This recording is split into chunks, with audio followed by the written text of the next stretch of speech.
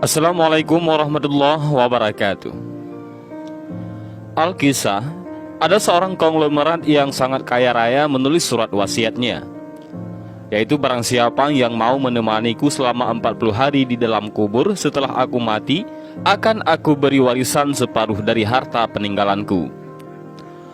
Lalu ditanyakanlah hal itu kepada anak-anaknya, apakah mereka sanggup menjaganya di alam kubur nanti? Tapi anak-anaknya menjawab, mana mungkin kami sanggup menjaga ayah, karena pada saat itu ayah sudah menjadi mayat. Keesokan harinya dipanggillah semua adik-adiknya, dan beliau kembali bertanya, adik-adikku, sanggupkah di antara kalian yang menemaniku di dalam kubur selama 40 hari setelah aku mati nanti? Aku akan memberi setengah dari hartaku. Adik-adiknya pun menjawab, apakah engkau sudah gila? Mana mungkin ada orang yang sanggup bersama mayat selama itu dalam tanah? Lalu dengan sedih konglomerat tadi memanggil ajudannya untuk mengumumkan penawaran istimewanya itu kepada para penduduk.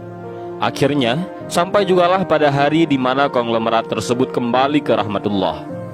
Kuburnya dihias megah laksana sebuah peristirahatan termewah dengan semua perlengkapannya. Pada waktu yang hampir bersamaan, seorang tukang kayu yang sangat miskin mendengar pengumuman wasiat tersebut. Lalu tukang kayu tersebut dengan tergesa-gesa segera datang ke rumah konglomerat tersebut untuk memberitahukan kepada ahli waris akan kesanggupannya. Keesokan harinya dikebumikanlah jenazah sang konglomerat. Si tukang kayu pun itu turut ke dalam liang lahat sambil membawa kapaknya. Yang paling berharga dimiliki si tukang kayu hanyalah kapak untuk bekerja mencari nafkahnya. Setelah 7 langkah para pengantar jenazah meninggalkan area pemakaman, datanglah malaikat mungkar dan nangkir ke dalam kubur tersebut. Si tukang kayu menyadari siapa yang datang. Ia segera agak menjauh dari mayat konglomerat. Di benaknya, sudah tiba saatnya lah si konglomerat akan diinterogasi oleh malaikat mungkar dan nangkir. Tapi yang terjadi malah sebaliknya. Malaikat mungkar dan nangkir malah menuju ke arahnya dan bertanya kepadanya, apa yang kau lakukan di sini? Aku menemani mayat ini selama 40 hari untuk mendapatkan setengah dari harta warisannya, jawab si tukang kayu. Apa saja harta yang kau miliki? Tanya mungkar nangkir. Hartaku cuma kapak ini saja, untuk mencari rezeki, jawab si tukang kayu. Kemudian mungkar dan nangkir bertanya lagi, dari mana kau dapatkan kapakmu ini? Aku membelinya, balas si tukang kayu. Lalu pergilah mungkar dan nangkir dari dalam kubur tersebut. Besok di hari kedua, mereka datang lagi dan bertanya, apa saja yang kau lakukan dengan kapakmu? Aku menebang pohon untuk dijadikan kayu bakar, lalu aku jual ke pasar, jawab tukang kayu. Di hari ketiga ditanya lagi, pohon siapa yang kau tebang dengan kapakmu ini? Pohon itu tumbuh di hutan belantara, jadi nggak ada yang punya, jawab si tukang kayu itu. Apa kau yakin? Lanjut malaikat. Kemudian para malaikat pun hilang. Datang lagi di hari keempat, mereka bertanya lagi, adakah kau potong pohon-pohon tersebut dengan kapak ini sesuai ukurannya dan beratnya yang sama untuk dijual? Aku potong dikira-kira saja, mana mungkin ukurannya bisa sama rata, tegas tukang kayu.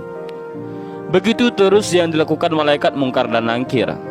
Datang dan pergi sampai tak terasa sekarang 39 hari sudah.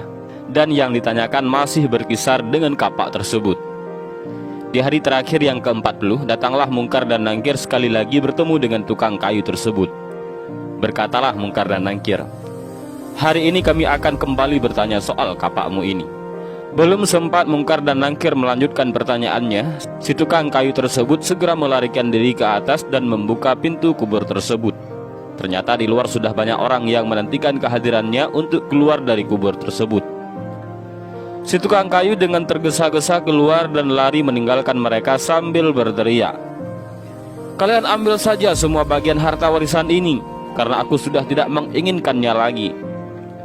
Sesampai di rumah, si tukang kayu berkata kepada istrinya, aku sudah tidak menginginkan separuh harta warisan dari mayat itu.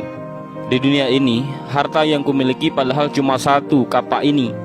Tapi malaikat mungkar dan nangkir selama 40 hari yang mereka tanyakan dan persoalkan masih saja di seputar kapak ini. Bagaimana jadinya kalau hartaku begitu banyak? Entah berapa lama dan bagaimana aku menjawab.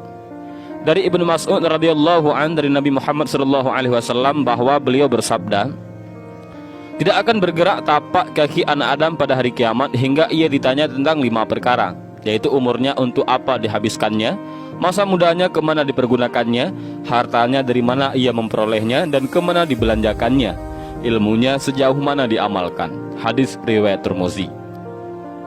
Dan inilah sedikit kisah tentang seseorang kaya yang meninggal dunia dan ia ingin ada orang yang menemaninya selama 40 hari di dalam kubur dengan imbalan separuh hartanya. Namun orang yang berhasil melakukan tugas tersebut malah tidak menginginkan harta si orang kaya itu. Dan mudah-mudahan kisah singkat ini bermanfaat bagi kita semua. Amin ya rabbal alamin. Wallahu a'lam bishawab. Assalamualaikum warahmatullahi wabarakatuh.